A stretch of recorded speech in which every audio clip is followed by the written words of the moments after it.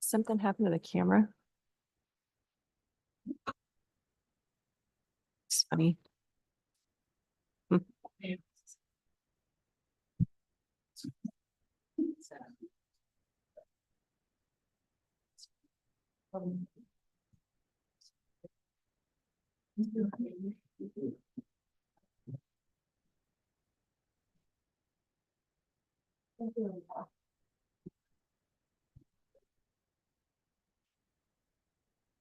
Okay, we will go ahead and get started here.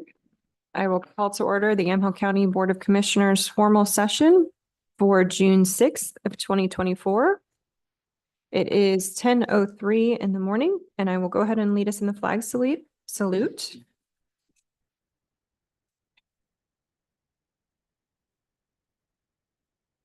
Allegiance to the flag of the United States of America and to the republic for which it stands, one nation, under God, indivisible, with liberty and justice for all.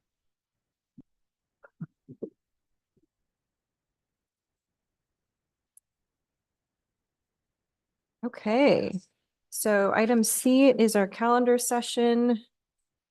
Anything to add to the calendar?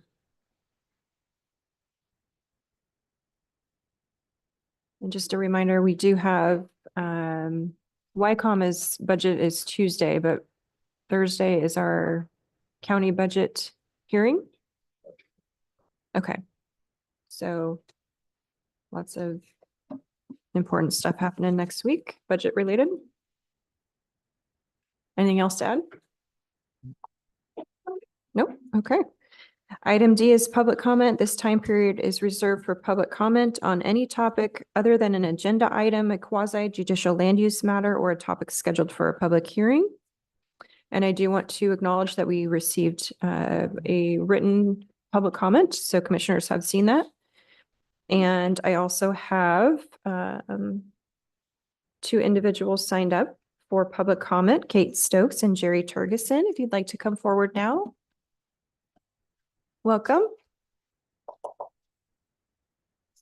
Morning. Good morning. Morning.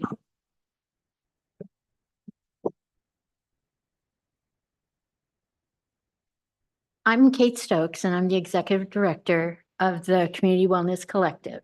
And I've prepared some remarks I'd like to read. We're here representing the Community Wellness Collective and the Newburgh Emergency Shelter. As you know, CWC has hosted the Newburgh Emergency Shelter since January 2021.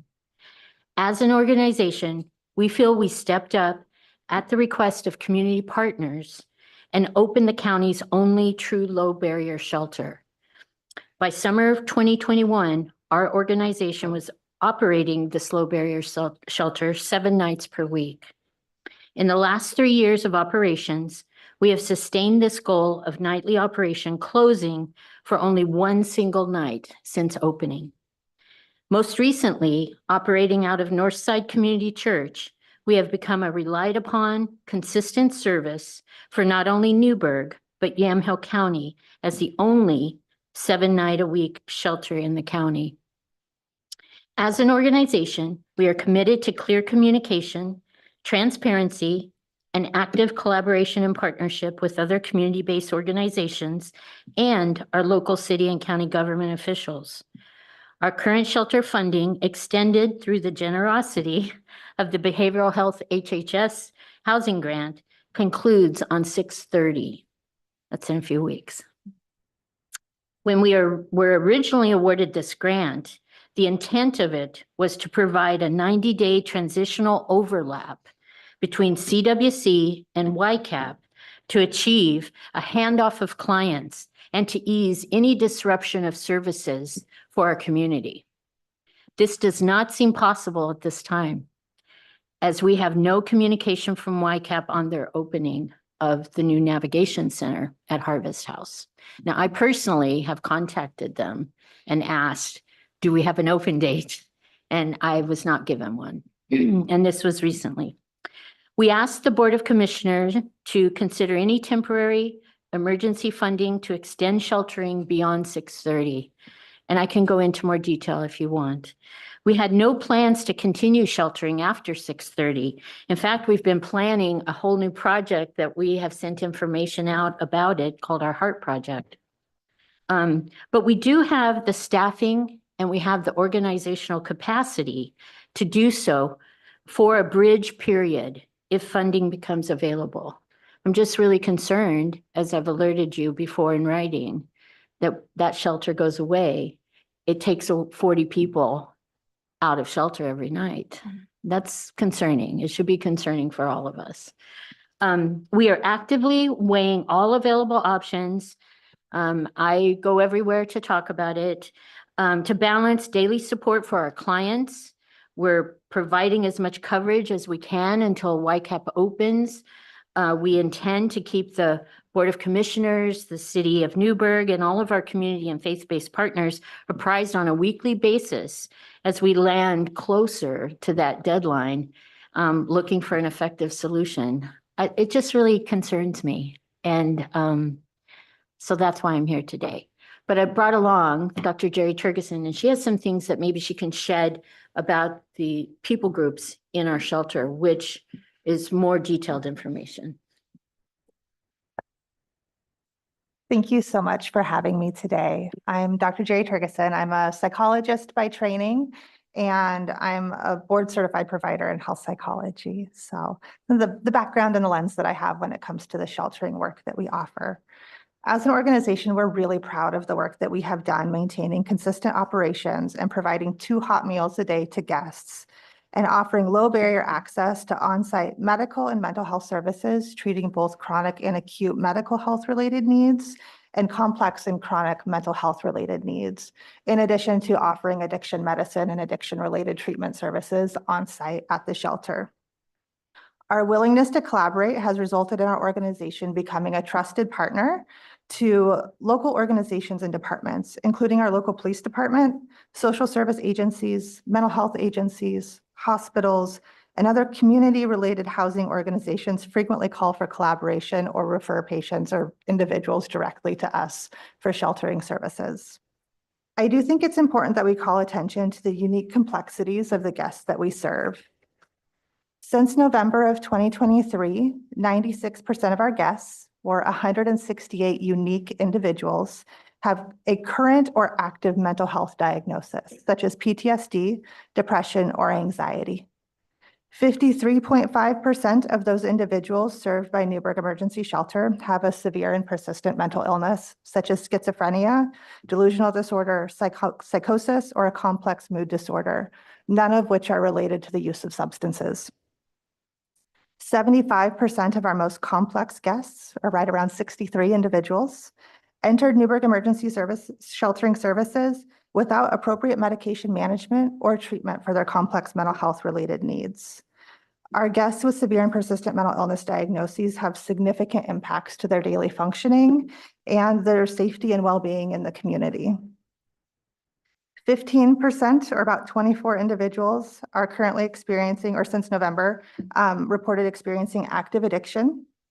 And 32%, or right around 51 people, endorse that they're in active recovery and truly benefit from the ongoing recovery-related intervention and resources that our peer support and certified recovery mentors offer nightly to our guests. 32% of our guests are on Social Security disability, and just under 20%, or 31 of those individuals, are on disability for a mental health related condition. Our shelter serves the lifespan. At one point in the last 3 months, we had 5 children under the age of 3 consistently staying in our shelter. We currently have 4 children under the age of 7 and an 11-year-old staying with us. Throughout this month, the month of May, we also had 2 pregnant mothers sheltering with us, one of whom also had a toddler. We've submitted HHS Family Core referrals. They're an amazing partner through public health, and YCAP ADP referrals for each of every one of these individuals and families. On the other end of the spectrum, we currently have 5 individuals over the age of 70 staying with us. We collaborate regularly with Northwest Seniors and Disability Services and try to partner with agencies or with these agencies for seniors who do not have alternative housing options. These individuals similarly have their own unique complex needs and require complex resourcing. So a very brief example, we have an individual who was brought to us by police, clearly confused and disoriented. Our staff drove that individual to the emergency department where they were medically cleared. There was no underlying medical cause for their memory-related concerns, nothing medical, nothing substance-related that was contributing to their memory-related concerns. At the shelter, we were able to do a medical and a mental health visit, and they were given a memory test to assess for dementia. This individual got a score of 8 out of 30. A score of 16 is considered consistent with a diagnosis of Alzheimer's dementia. So I just give those numbers to show the severity of the impact of this individual. We have made multiple calls to Adult Protective Services for inability to care for self and are working with Northwest Seniors and Disability Services to get this individual a memory care placement. But the reality of the challenges for this individual is that our shelter is a night-by-night shelter that we are open from 7 p.m. to 7 a.m. So this individual is alone and by themselves, confused during the day with significant memory impairments. And even though we're not open, our staff are doing the best they can to keep track of this individual, where they're at, and maintain their safety during the day, while we are waiting for this process of getting their intake for a memory care placement completed. And we work hard to find them in the community every single night to bring them back to the shelter to make sure that they're safe overnight. This is just one of many similar stories that I could tell you from our work across the last 3 years. Over the last 3 years, our team has truly gotten to know each of these individuals. We know their names, their stories, their patterns. We know their vulnerable times of years and the triggers for exacerbation of psychosis. We know strategies for how to de-escalate and when we need to set firm boundaries or call our law enforcement partners for backup. We truly know our people. Elise, Matt, and myself have essentially been on call 24 hours a day for 3 years, navigating crises, collaborating on complexities, and coordinating complex resourcing with our community partners and supporting our staff. The needs of this population are deep, complex, and require a robust team willing to collaborate with community partners. I genuinely wish YCAP and ADP all the success as they open, and I'm extremely concerned about the well-being of our communities and the people we served, knowing that after our shelter closes, 35 or more individuals will be houseless and staying unsheltered in our communities. As Kate mentioned, I ask that you consider any opportunities or resources to maintain continuity and stability for this population and our communities while we await YCAP and ADP. Thank you so much. Thank you. I think we share your concerns and have over the past several months. The board approved what I would call a comprehensive letter to YCAP, asking similar questions, if not more. And to date, I don't believe we've received a response. That's correct. And so at this point, there's a lot of frustration to go around. I guess I'm looking for how can the county continue to help? Are there specific things that we haven't done and haven't looked at that we could potentially push this forward?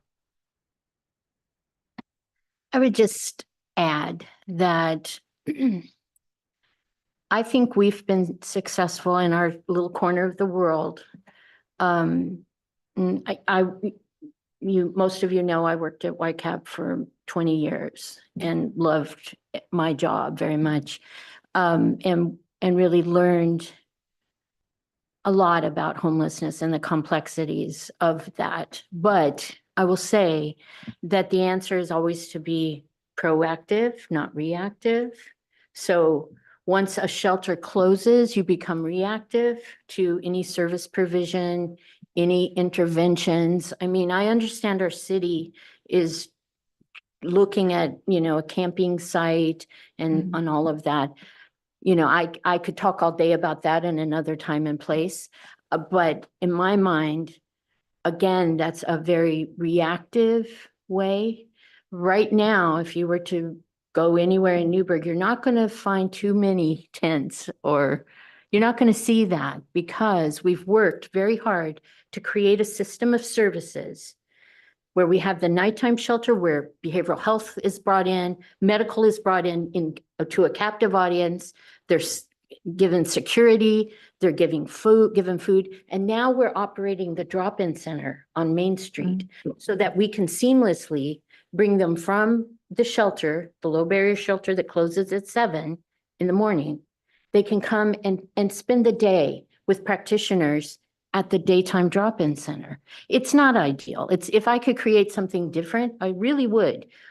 But it's a system. It's a good system to deal with the number of folks that we have that are identifying themselves, that are showing themselves, that are being transparent about their homeless condition and the needs that they have.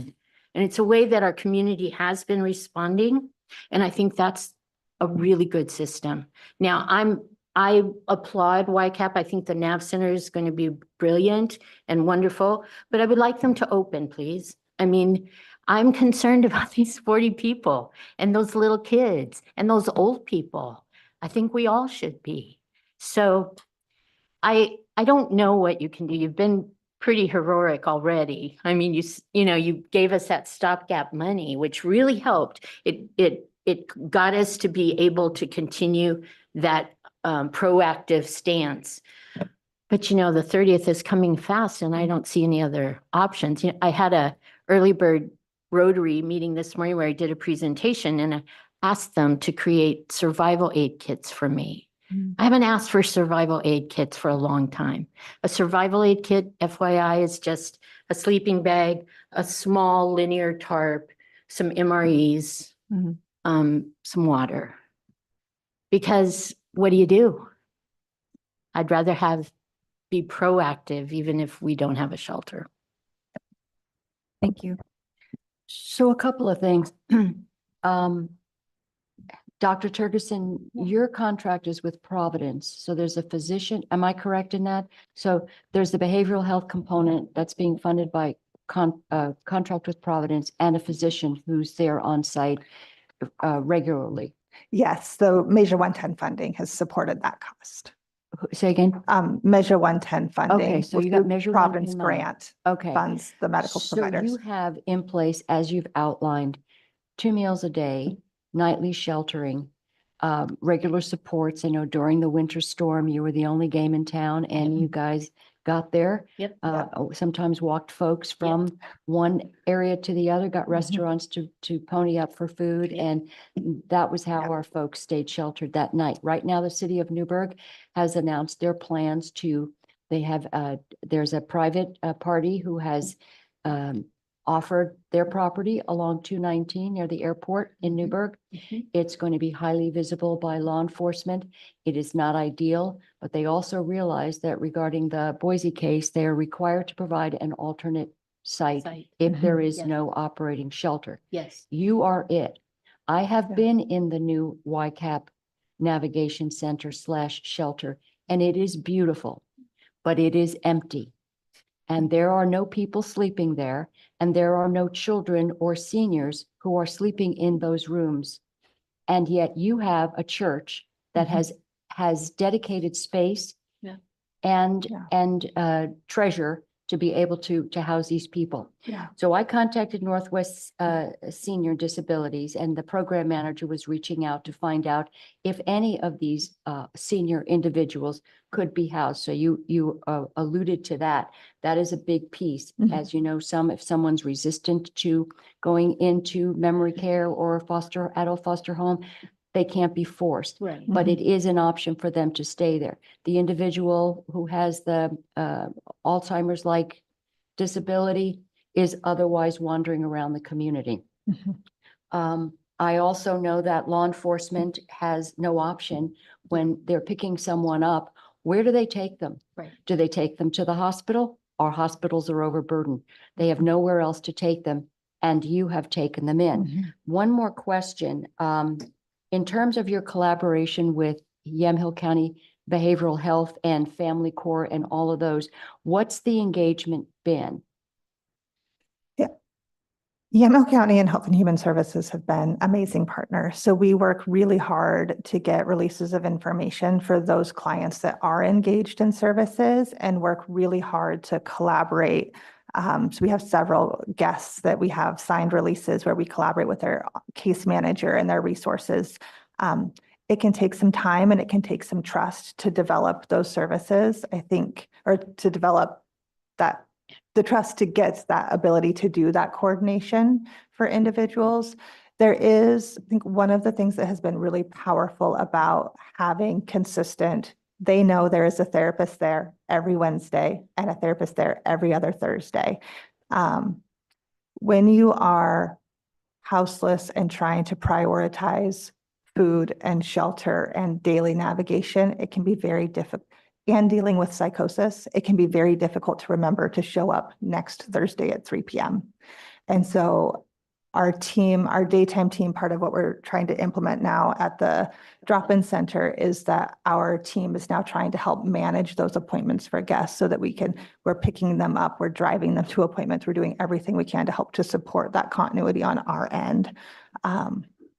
Including bringing practitioners to the drop-in center. Yeah. To let them see our people who are used to and comfortable doing the drop-in center for the day. It's a captive audience thing. So if we can get practitioners to come in, they can see our people. So this kind of one-on-one engagement is pretty much unprecedented. I know in HHS and behavioral health, there's a very strong component of that. So I won't compare the two. Yeah. But I will say that there is nothing else that's happening to that degree.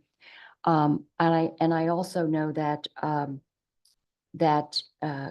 come, in what, 24 days, the doors are closed and you're just on your own, everybody who have enormous challenges. Yeah. So I have asked our Health and Human Services Director, Lindsay Manfred, to look at where we can look at behavioral health dollars, because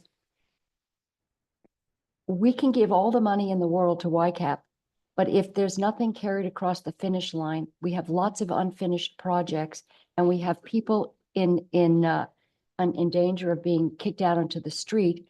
To me, that is not good stewardship of taxpayer money.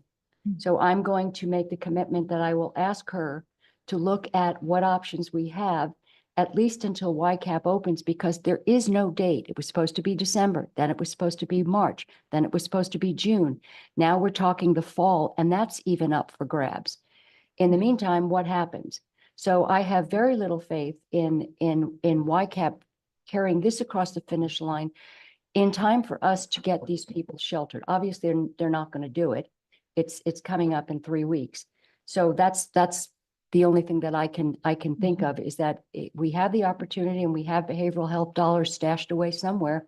I will see how we can at least keep it going until Thank you. YCAP opens. I would just also say before we leave that, it's not a perfect system. It's hard. I'm the first one to admit that this is not easy, but there is something special about when you bring services into a captive audience, into a low barrier shelter, where most places like that are just a hot and a cot, give them a hot meal, make them stay in their cot until the morning, and then you boot them. We try very hard to not just engage, to make critical connections that are going to keep them tied to us so that we can see them through some of these critical needs. And I think there's something, that's a sweet spot, I think, that a lot of people, sheltering is hard. Low barrier shelters are hard. Plopped in the middle of a neighborhood at a church, hard. No, I'm the first one to admit it, but there is a sweet spot here that doesn't get talked a lot about, and about that connection that when it's made, how it carries someone a little bit closer to where we want them to be. And I just think that's a community issue. Yeah. I have a few very quick things to wrap this up. I want to clarify the church's commitment. So if we were to come up with what I would assume is a similar cost structure to a stopgap funding package, I don't anticipate that there's been much change in terms of the need. The church is willing and able to continue. We don't know because Okay. we have a wonderful working relationship with them. They have been allies in every step. Okay. We would have to approach them Okay. and ask. Okay. See, the city of Newburgh and CPRD have also been really amazing collaborators and have talked about backup locations as Yes, well. so So if there were to be funding, we have a lot of support for, if we can't stay in our current location for some reason, alternative options. we've really tried to develop this community feel towards a low barrier shelter because it's, oftentimes shunned. So we have friends. So Northside, from what I understand, is not interested in this sheltering continuing. They would be willing to do it until YCAP opened. Is that what your understanding is? But YCAP isn't opening, so they are feeling like, okay, well, we said we'd do it, but we thought we'd be done in March or June and now the fall. So that is a wild card. Could you find out Yes, what your Mhm. absolutely. what their commitment is, what the alternate locations would be? Yes. Whether you could make that seamless transition. And then also, if we did, let's say we could, this is all aspirational, but if it were possible to do what we did with the stopgap, which was month by month invoicing. So we had because the reason why we made it 6 months is we wanted it to just be until it needed to go away. Seamless, We yeah. thought we'd be long done with this. We kind of Okay. did. We've been veering ourselves, so. Okay, so that was the first thing. The second thing is, YCAP has mentioned these motel vouchers that people would go into motels.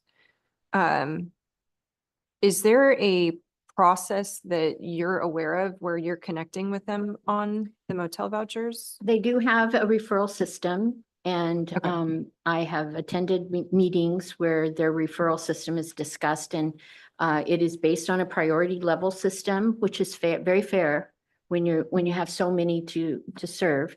I'm not sure how many of our people have actually received motel vouchers. I would have to check that number. I never want to give false information.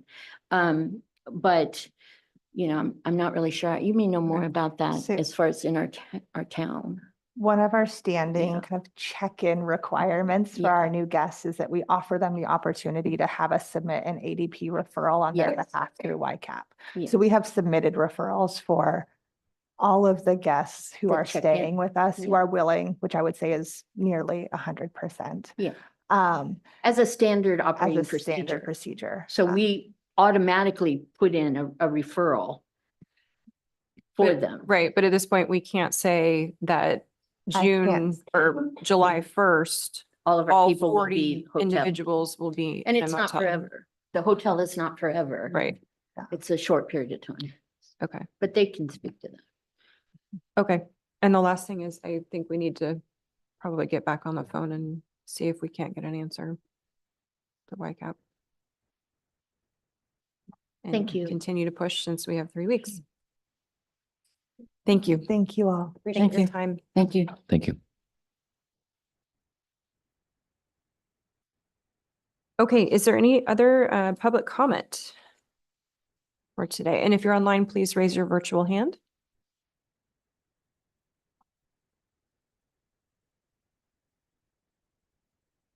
Is that central maneuver?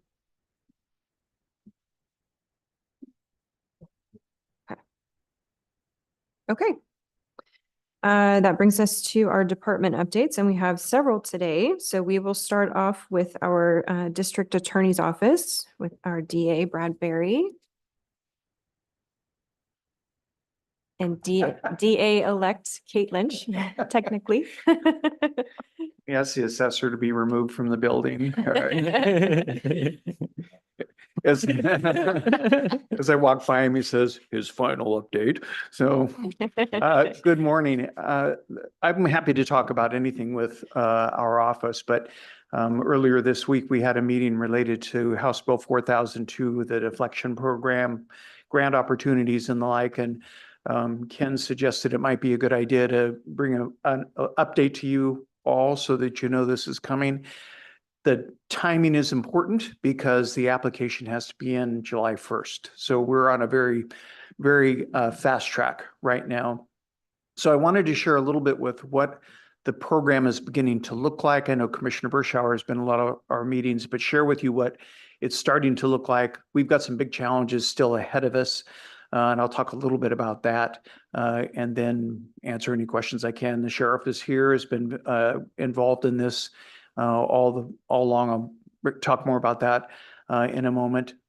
So let me, if I can, talk a little bit about House Bill 4002, which, as you know, essentially recriminalizes the possession of drugs, of controlled substances.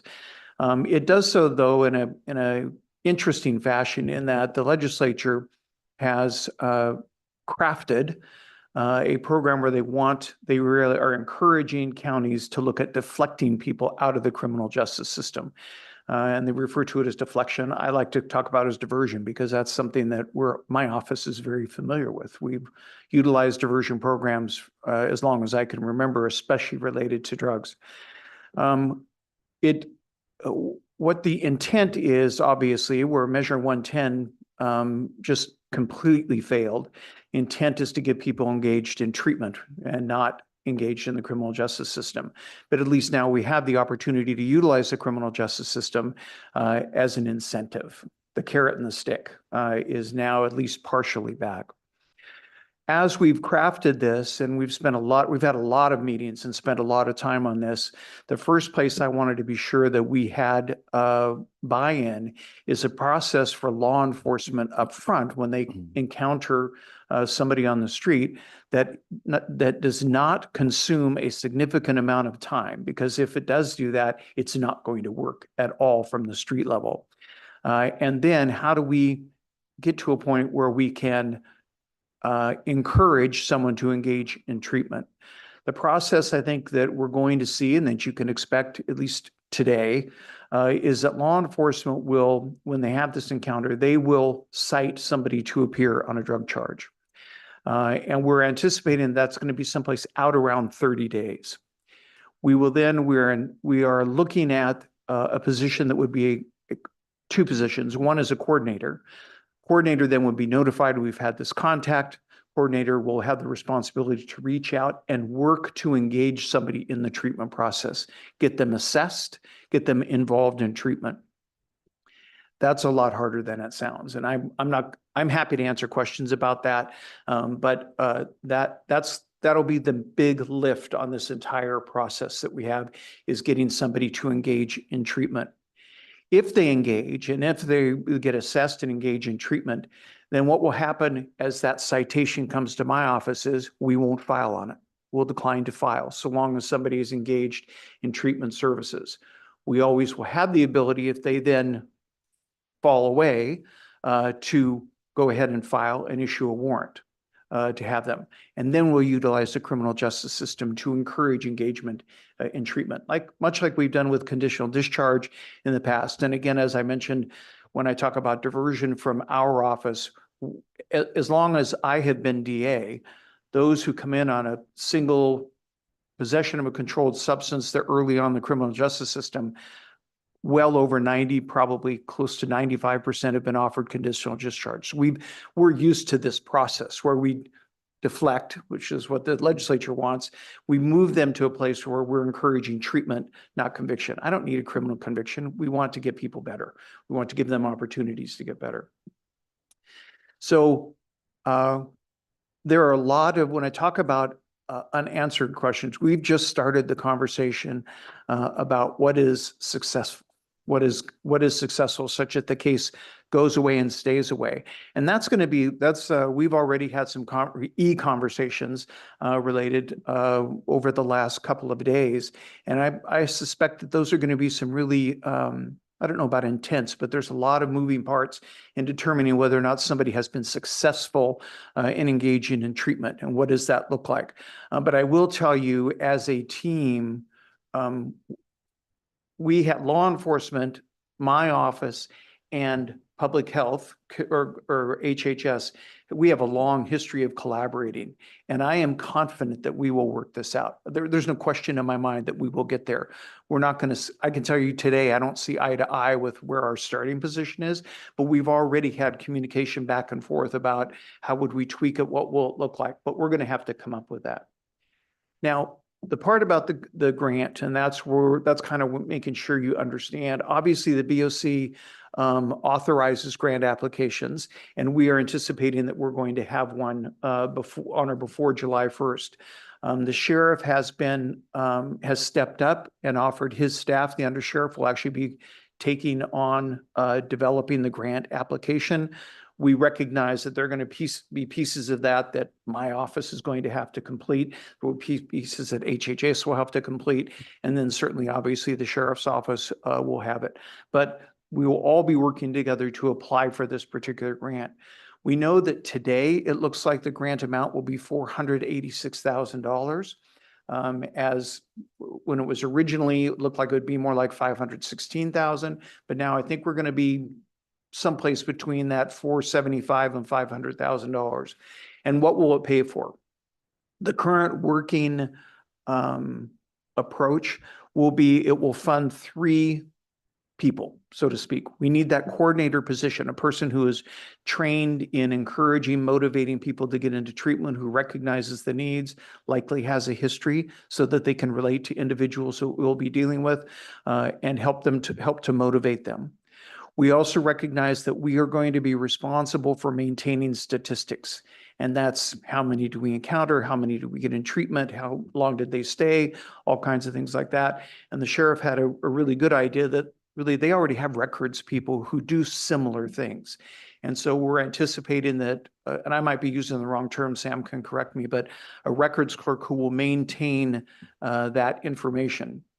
We're also going to have communications between the coordinator position, the statistics person, and my office in seeing that we know when to file, when not to file, that kind of thing. And these are all things that we'll have to work out. Again, those are logistics, and we deal with logistics all the time, how we relate to law enforcement, how we relate to the court. This will all come about, I think, as we do it.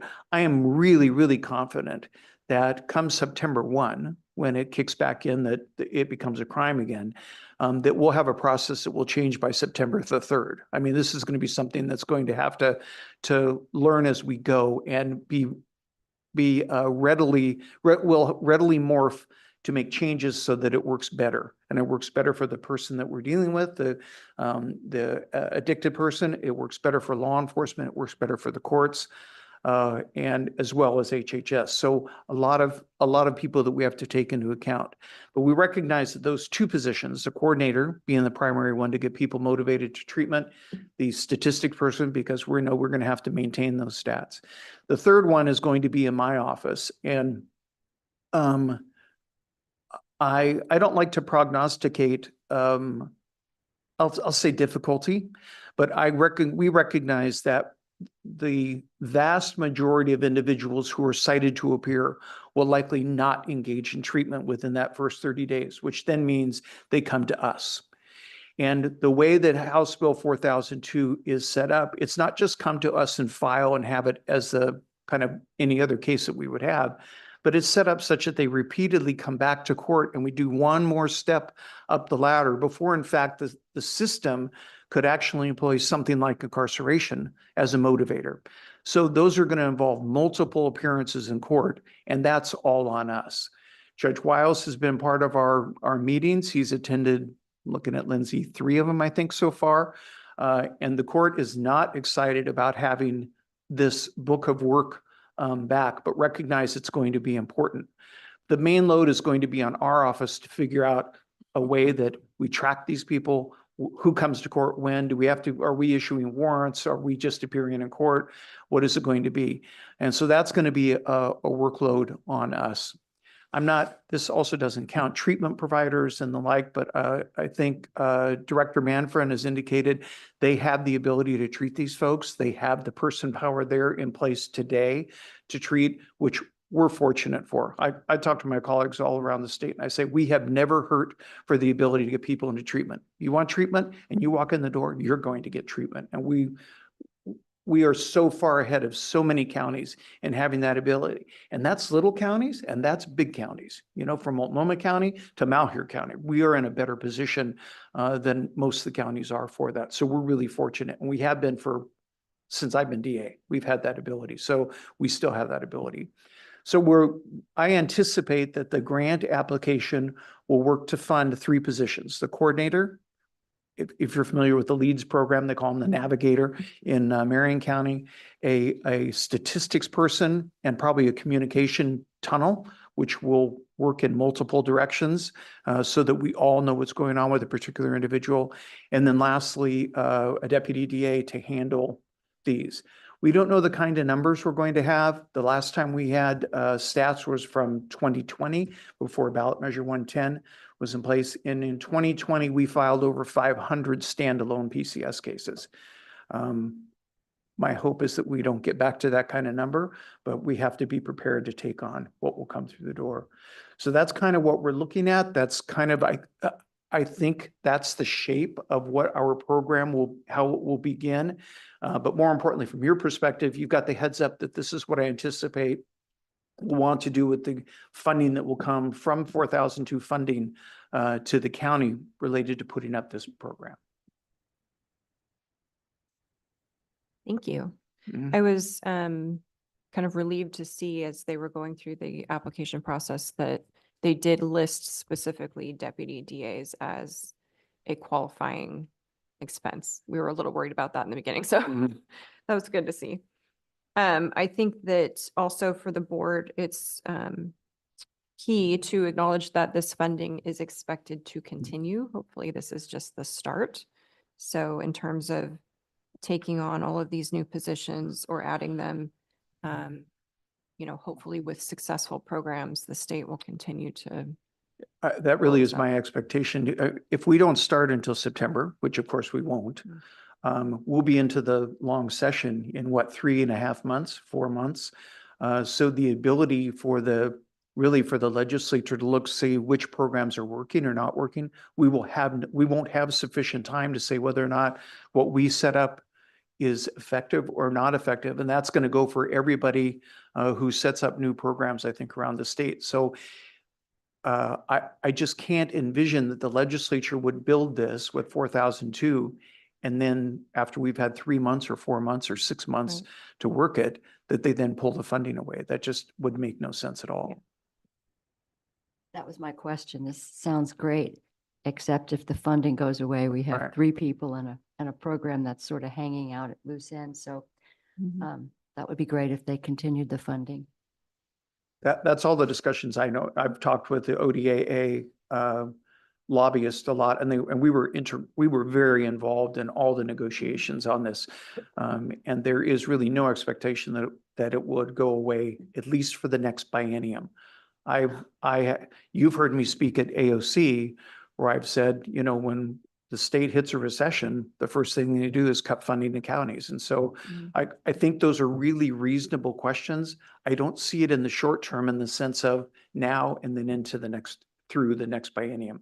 That I don't think is at risk, just based on what I've been told.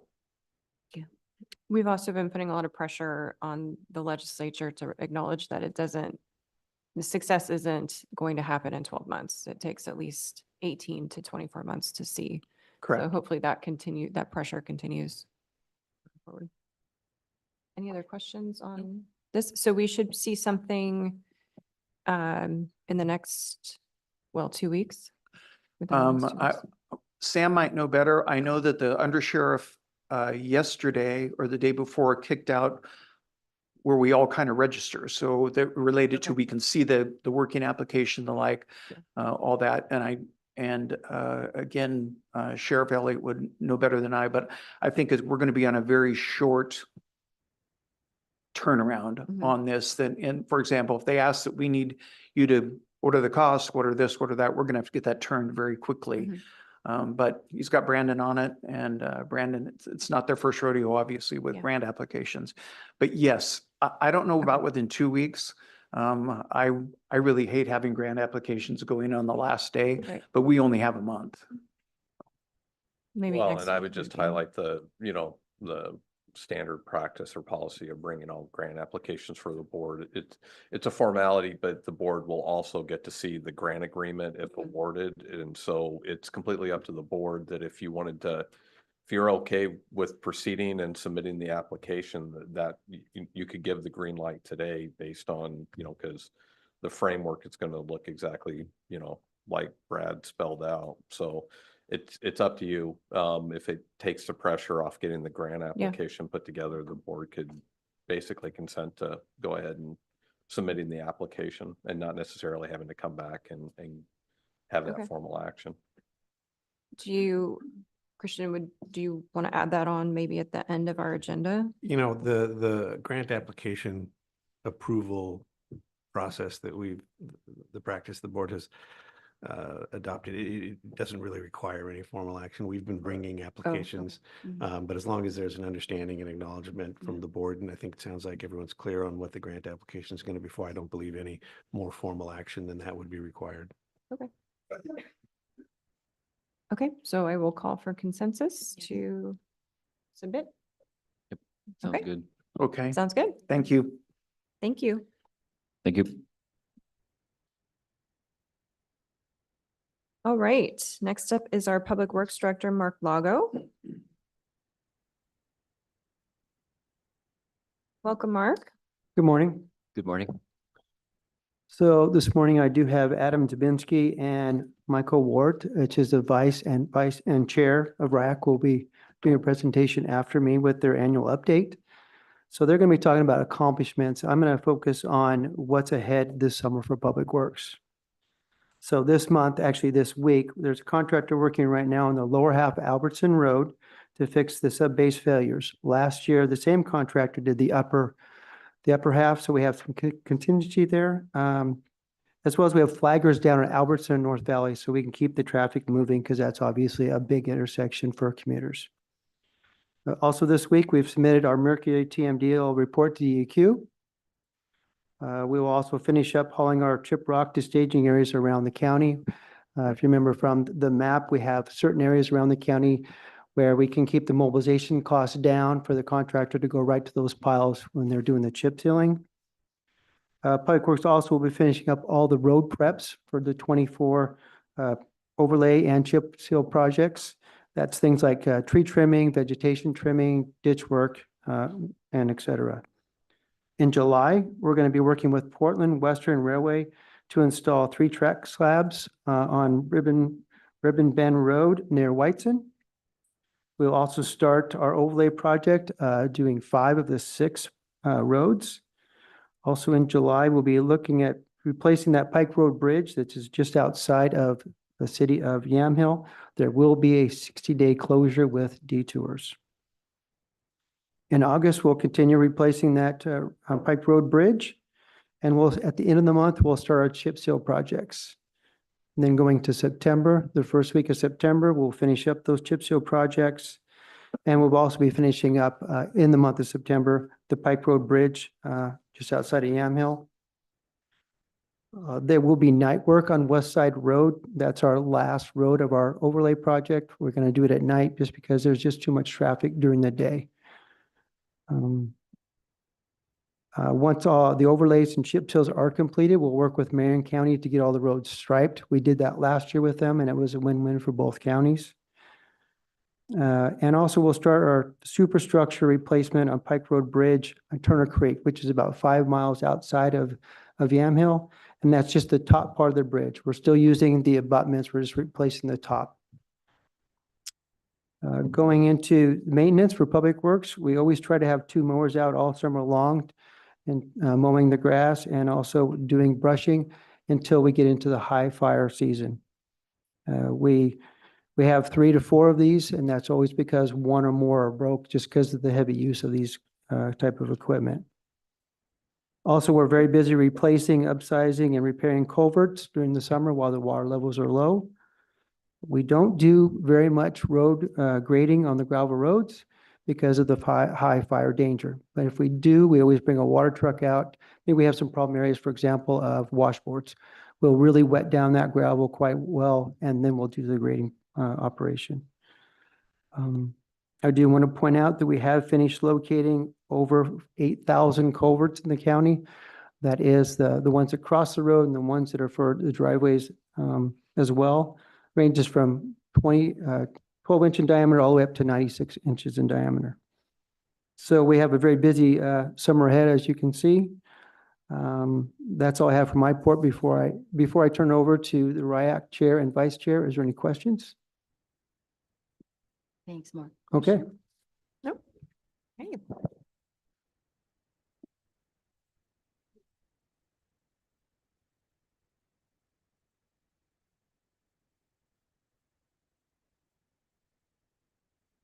Good morning. Good morning. It's Welcome. pretty apparent. I'm Adam. This is Michael. Welcome. Anyhow, we're here with RIAC. We'll break this into two portions. I'll do a brief overview because the most interesting part of our activities of last year and going forward are actually our subcommittee with our technical advisory committee on roadside vegetation. So I'll give most of the time to Michael. We come before you each year to answer any questions that you may have, get any input that might frame our work for the balance of the year, and quite frankly, to get some face time. I'll do a little bit of overview because there's people in the audience who probably never heard of RIAC. The Road Improvement Advisory Committee was created in 1976, basically to look at improving the roads within the county and focusing on safety. We've done that since. And quite frankly, with time, it has morphed a little bit in that things are not the same as they were in 1976. So there are more things that we look at and engage in. We have a very close working relationship with Public Works, which is not a surprise based on who we are. That'll become even more apparent when Michael's talking. We also have a close working relationship with the Soil and Water Conservation Group. And we also have a project each year that's been going to George Fox to look at different troublesome or problematic intersections throughout the county so that their engineering students get practical application and looking at a real-time, real-life situation. And we get input, and some of those we've been able to deal with because we could find a relatively inexpensive solution, and others are sitting on the table waiting for something Money. in the future. We meet, once a month on the second Thursday of the month from 6 to 8. During the course of that meeting, we take input from the public where we listen to any complaints that they may have. Very often, most of what we get from the public are requests, signage, paving gravel roads. Most of those things are not able to be addressed basically for budgetary reasons, but those that we can and that Public Works is able to handle, we take care of. We get a report from the sheriff each month on the accidents that have occurred during the previous month.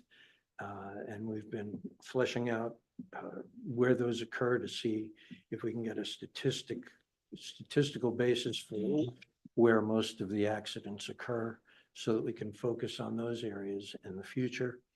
We obviously get a report from Director Lago each month, and that forms most of the framework for what we talk about during the course of our meeting. And as appropriate and as necessary, we get a report from our commissioner representative to the board, to the committee. And with that, I think I've said enough, and I will turn the rest of it over to Michael. Thank you very much, Adam. Good morning. As Adam said, I'm Vice Chair of RIAC. I've been on the committee for over 25 years. Oh my God, when you say the time, it's been half of the existence of the committee. It has really changed significantly over 25 years. Ted Lopushinsky appointed me to the committee, so that's how long ago it was. I also am the chair of the Roadside Vegetation Management Technical Advisory Committee. And as you know, the county manages 716 miles of road. That's over 5,000 acres of right-of-way that Public Works is responsible for. And in the past, the county has brushed, mowed, and sprayed, and that's about the extent of it. In 2016, the commissioners appointed the Roadside Vegetation Management TAC to develop a long-range strategy, policy document, best practices for how we manage the roadsides, to give advice and guidance to Public Works Department on best practices for doing the work that they do every day. We spent 2 years, met every month for 2 years and developed a policy document. Commissioners adopted it in 2018. We've updated it once since, but the TAC has been reappointed every 2 years to be available to Public Works for advice and assistance on implementation of the plan, looking at innovative things that we can do, kind of evaluating how well we're doing. One of the most significant things that came out of the program that we put together is we hire 2 interns every summer, and they do an inventory of roadsides. So we have, over the past 5 years, inventoried all of the county roadsides at least once for severity of erosion, for invasive plant species, and for significant native plant communities. So we have now started looking at, we have the ability now to do some analysis to say, what have our practices done to improve the roadsides? Because we can look at how it has progressed over the last 5 years. And we can also look at how the roadsides have degraded because we haven't done work or it hasn't worked, what we've done. So it's a really useful tool. And that data is overlaid on all of the other information that Public Works has as an inventory of all of the resources.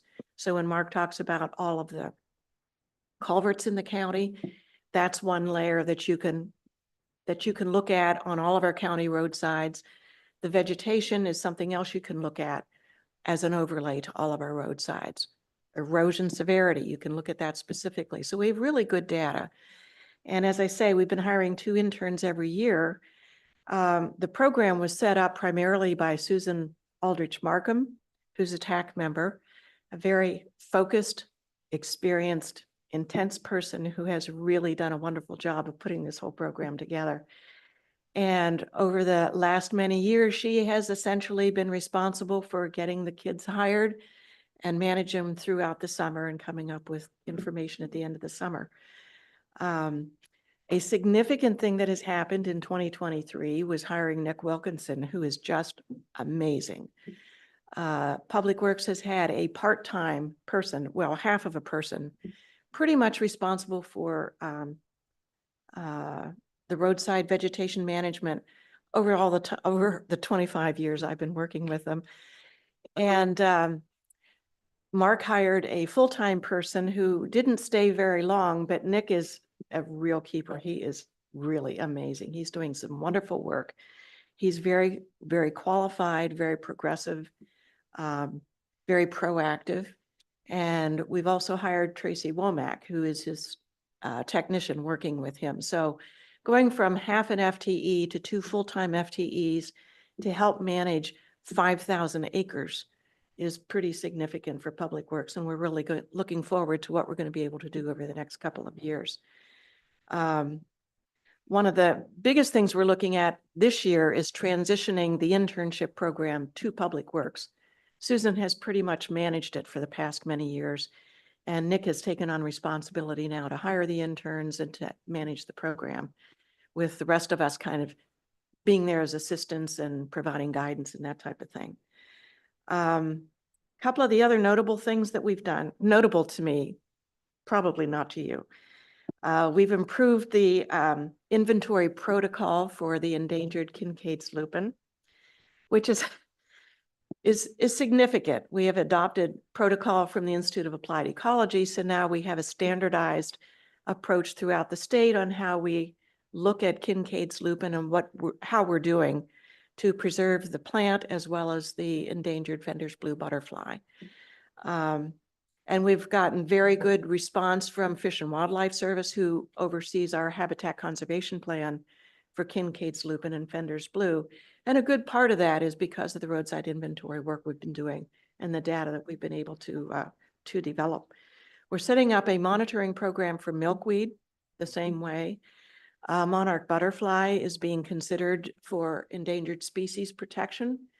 If that happens, we'll have the same issues we've had with Kincaid's lupin. But if the county is proactive, we can manage this ourselves and not do this under Fish and Wildlife's oversight. So we're looking at, we have inventoried all of the milkweed sites. We've identified some specific populations that we want to protect. And we're developing a milkweed protection plan that Public Works then is going to be able to administer.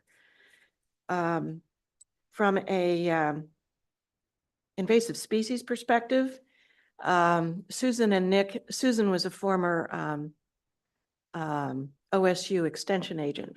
And so she has been working with Nick to establish a spray program. They've got a really cool spray equipment now that they've just never had in the past. It has literally in the past been makeshift. I mean, they've gotten bits and pieces of equipment that they've welded and screwed together that they've been using for spray equipment. They've got some really good stuff now that will get work done in half the time and be way more effective and way more controlled, which is really important to roadside farmers, particularly organic and vineyard farmers. They're doing a very good program on trying to keep Italian thistle out of the county.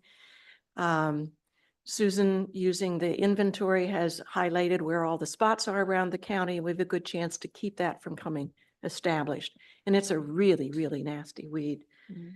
Nick is also beginning to address some of the severe erosion issues in the county along Mineral Springs Road, Cooney Hendricks Road, along Old Moores Valley Road.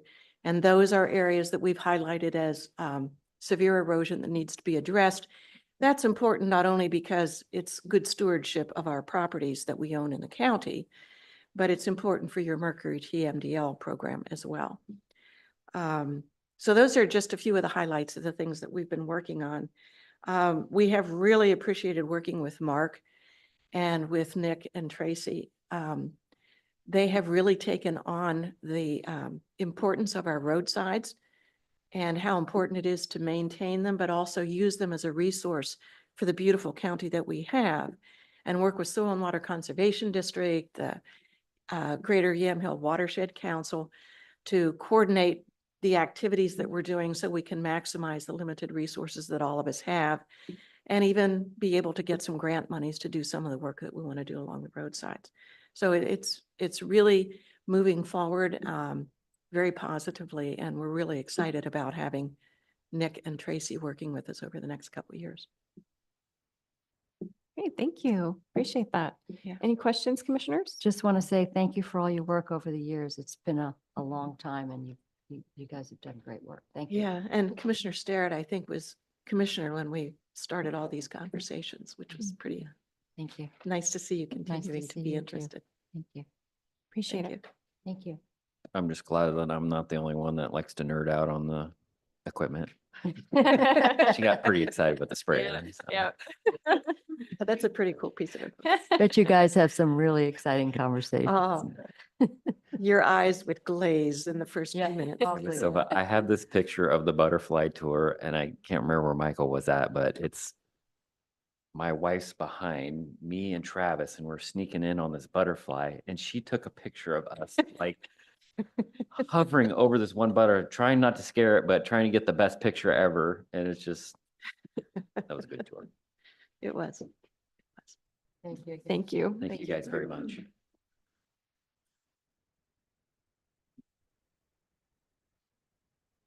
Okay, looks like that concludes our department updates and we are moving on to work session. There's nothing today.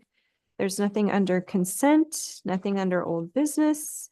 And item I1, other business, is consideration of adopting a resolution supporting the city of Newburgh's application for the Newburgh Enterprise Zone and consenting to the redesignation of the Newburgh Enterprise Zone. I think we have someone from the city of Newburgh online. I'm not sure if this individual, James, is prepared to, oh, okay. Sure, let's go. Please join us. Mhm. So we'll bring James on to be able to contribute here.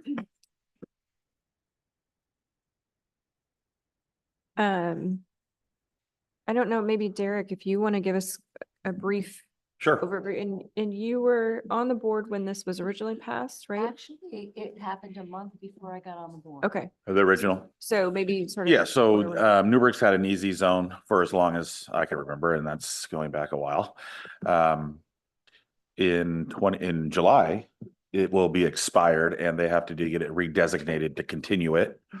It's happening in quite a few easy zones throughout the state. We were just talking that the west side Sheridan Willamina easy zone will be up in 2025. Yamhill County's part of the Newburgh designation is quite small. It's a little sliver that's on the southeast corner-ish, sort of by the airport in that area down there, the industrial area down below. Don't see a lot of development opportunity, honestly, for what's the unincorporated portion, but because the line is drawn and includes the county, we need to be in the loop. So really, this is an extension of what we've already been a part of, and the redesignation does have some slight differences in terms of the easy program. There are some, they cleaned it up a little bit. It's a little easier to administer from our office now, which is nice. But James could also maybe, if there's questions about different things that they can do as the sponsor, there's some slight changes there. Our role is the same. We won't be adding any administrative issues or that sort of thing. I've been working with Joya on some new folks in the program and some old folks coming back, and that's been great. And yeah, so that's what this resolution is in support of the redesignation. And then I believe Newburgh will actually go through their process to get it adopted from City Council, which is the sponsoring body. Okay. So that was my question. What's been the ROI on this? Well, let's see. The 3 applications I've been involved in, one of them made it all the way to putting in some new CNC machines and then hiring some people, and then COVID hit and they had to let everyone go. And so they actually came out of the program. They couldn't meet the employment requirements. A couple different thresholds for the program. You can either modernize and create some efficiencies through new equipment or processes, on-site development sort of stuff, or you can bring in new equipment and hire more people. And a lot of folks failed the program during the COVID pandemic. They just didn't have the ability to hire folks or had to let them go. So we've had notable interest in Newburgh, all in manufacturing, fabrication. And then on the west side, when your predecessor, Sedcor, was involved, I don't ever get her name right, but Abisha, thank you. I want to say Abisha. We had another 2 applications out there that got close. And then again, with the COVID issue, they were like, we're going to pause and see what happens.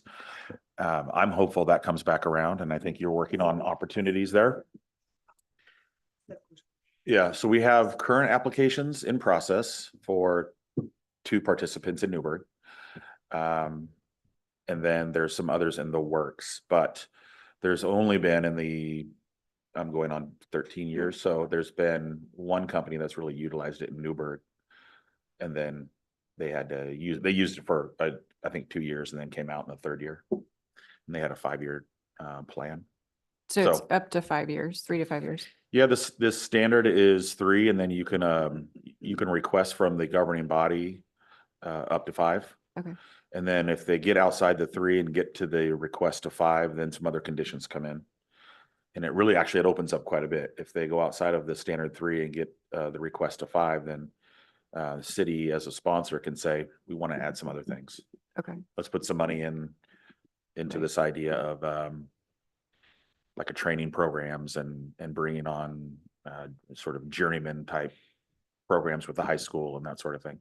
So I've seen that happen the last prior to this new designation going forward.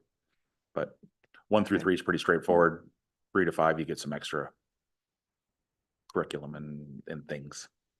So in general, though, it doesn't seem like it's been very widely used. No, and not to be critical of our, those that were involved in the program prior, but it just didn't have dedicated attention. And the city of Newburgh had someone 7 years ago that was the person, and then they left for whatever reason, and they didn't really establish somebody new. So we weren't sure who was the contact person, who was the manager, who was this.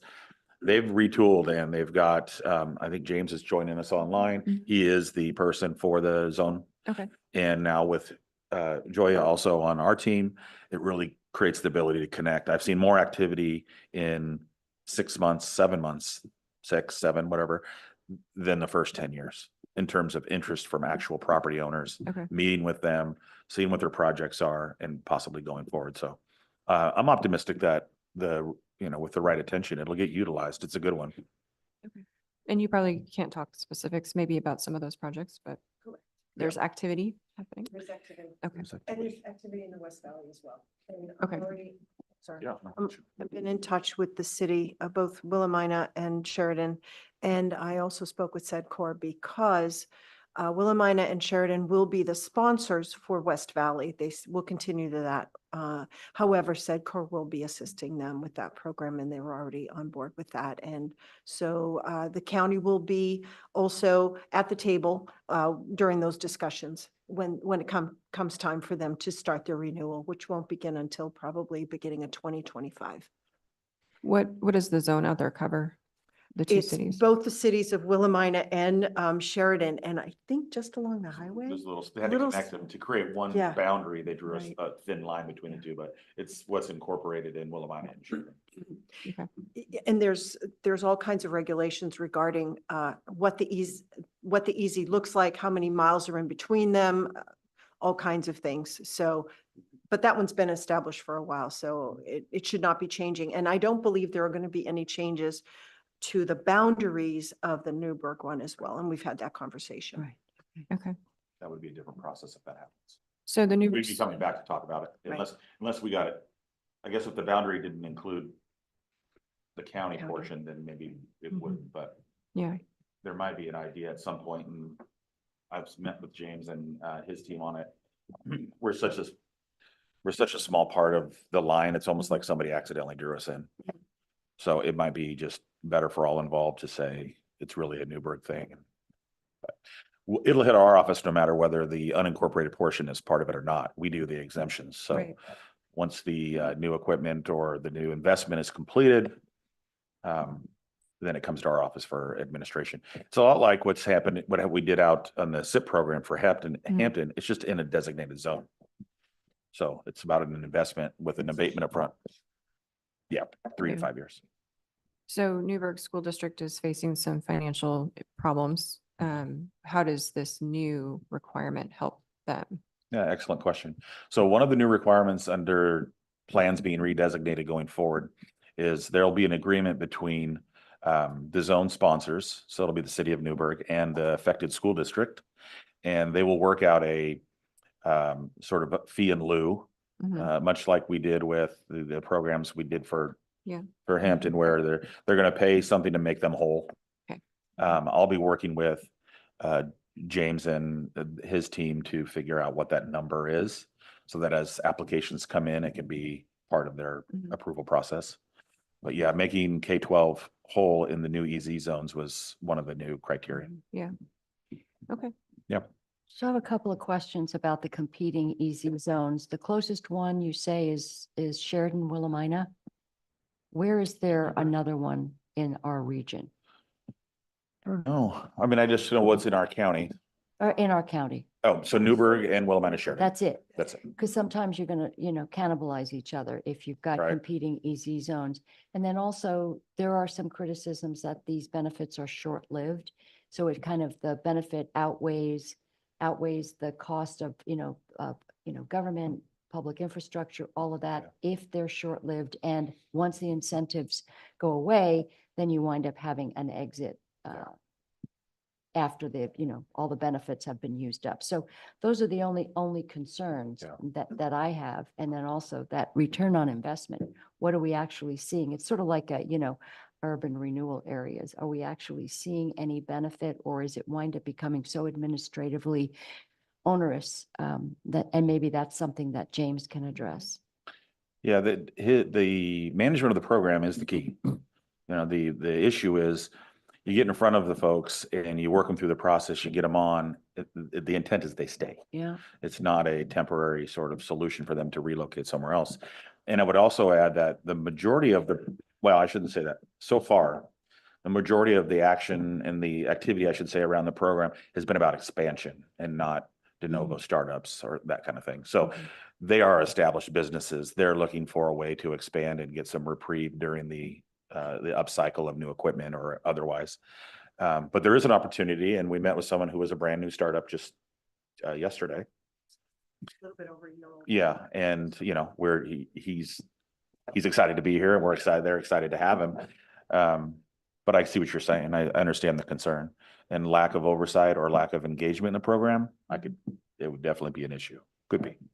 But Thank you. we haven't heard from James yet. I see he's on mute. If he wants to chime in, I don't want to represent. Great, yeah, I would be here. Yep, so I guess just kind of answer a couple questions. So as far as changing the boundary, we are kind of looking at it in a step-by-step process, getting the redesignation done first.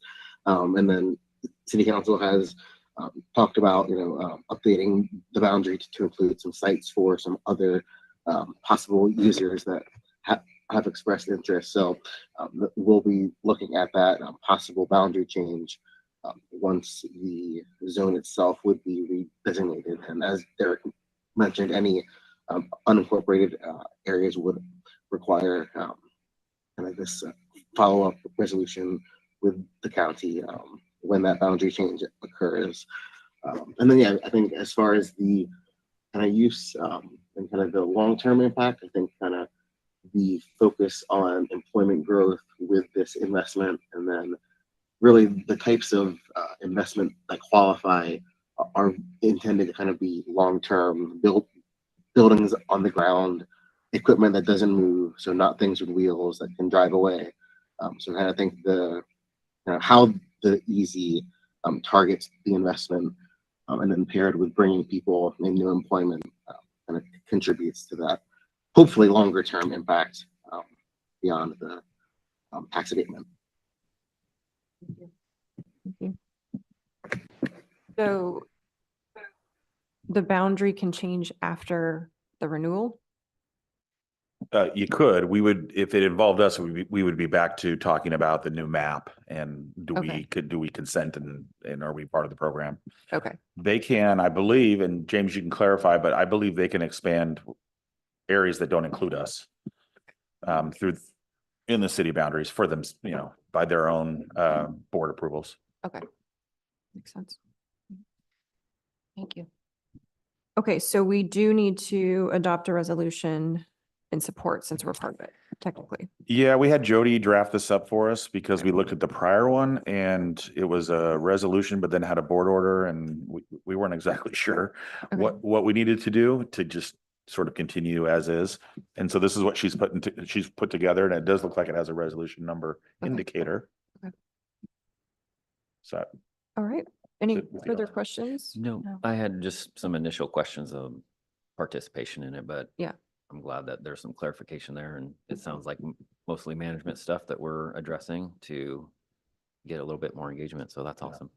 Right, as Derek said, having someone focused on the sponsorship, the sponsoring city and that communication with the businesses is really important to keep that engagement going. Love it. Okay, do I have a motion to approve the resolution? So moved. Any further discussion? None. All those in favor signify by saying aye. Aye. Aye. All opposed, same sign. Great, motion passes. Thank you very much. Thank you both. Thank you. Appreciate it. Thank you. Anything else No. that we need? Oh, they don't want me any longer. No. Thank you, guys. Thank you, James. Gonna go appraise some property now. Thanks, James. Thanks, James. Okay, so that brings us to I2, which is consideration of approval of amendment number 1 to an agreement between Yamhill County and Washington County, Board Order 23-371, updating the contract period, extending through June 30th of 2025 and increasing the daily bed rental rate from $98 to $125 per bed, effective July 1st of 2024. And so this is a very positive extension of our bed rental agreement, providing some stability for our budgets. I will move approval of item I2. Are there further questions? None. None. All those in favor signify by saying aye. Aye. Aye. All opposed, same sign. Motion passes. Thank you. I3 is consideration to authorize Sheriff Sam Elliott or designee on behalf of Yamhill County Sheriff's Office Emergency Management Unit to apply for Emergency Management Performance Grant EMPG funding from Oregon Department of Emergency Management in the amount of $83,198. And this is to supplement emergency management personnel. Do I have a motion to approve? So moved. Jing. I think I think Commissioner Johnston got It was a tie. Mary gave it to me. Let the record show Let the record motion to approve by Commissioner Johnston. Any further discussion? None. None. All those in favor signify by saying aye. Aye. Aye. Aye. All opposed, same sign. Motion passes. Thank you. I4 is consideration to approve amendment number 3 to agreement number 026028, Board Order 24-29, between Yamhill County Health and Human Services and the Oregon Health Authority, adding funding in the amount of $33,304, increasing the total amount from $233,928.72 to $267,232.72. Retroactive to January 1st of 2024 through June 30th of 2024.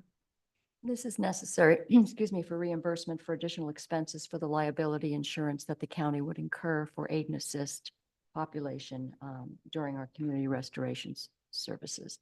And that's what the legislature sort of did in lieu of knowing what the counties were facing when aid and assist patients were returned back to the county. So I would move approval. Any further discussion? None. All those in favor signify by saying aye. Aye. Aye. All opposed, same sign. Motion passes. Thank you. I5, consideration of approval of a board order in the matter of appointing Darren Haar of TerraCalc Land Surveying, Inc. as interim county surveyor and approving a contract for surveying services. 5A is consideration to authorize the county administrator to sign a professional services contract between Yamhill County Planning Department and TerraCalc Land Surveying, Inc. for interim county surveyor services at the rate of $150 per hour, not to exceed $50,000 retroactive to May 29, 2024 through December 31st of 2024, unless terminated or extended, subject to final review and approval by county council. Obviously this is on the heels of our county surveyor resigning from his position, and really to cover the gap of this critical position and how it works within our county. Do I have a motion to approve? So moved. Any further discussion or questions? None. All those in favor signify by saying aye. Aye. Aye. Aye. All opposed, same sign. Okay, motion passes. I6 is consideration of approval to increase position management authority to include one full-time equivalent or FTE of 40608 registered nurse 3 effective for the 2023-24 fiscal year. Chair, I just wanted to give you some information on this. This was built into the budget as a locums or contract position. This is just asking for the position authority to hire somebody as staff. The cost savings are estimated from temporary hiring, $55,000 to $95,000 per year. And there is apparently some success in hiring positions like this. So I think there's every confidence, according to our Health and Human Services Director that they would be able to hire somebody for the staff position. Using temporary contract workers in these capacities are always more expensive. It already has been built into the budget, so there would be a cost savings there. So we're saying it's more expensive to hire contract people than to hire a full-time person? Correct. Okay. Is this multiple positions or is this? No. No, it's Usually it's the opposite, so I'm just curious as to why it's because saving us money. when you're hiring medical professionals and they're going through the locum tenens agencies, my understanding is it's really expensive because it's really hard to fill those positions. When you can't fill them, you're paying a premium, and we have in the past paying premiums just to get the positions filled. They are very expensive. I just remember some from the past that were really expensive. So when it does pencil out to where you're looking at $55,000 to $95,000 less with the roll-ups, that shows you what locum tenens typically cost for temporary medical professionals. It's kind of like the way I would, the comparison would be when you've got a traveling nurse and you're paying that much more for traveling nurses. They did during COVID because they didn't have the staff. It was exorbitant. They couldn't afford it, but they had no choice because they had to staff the positions. Okay.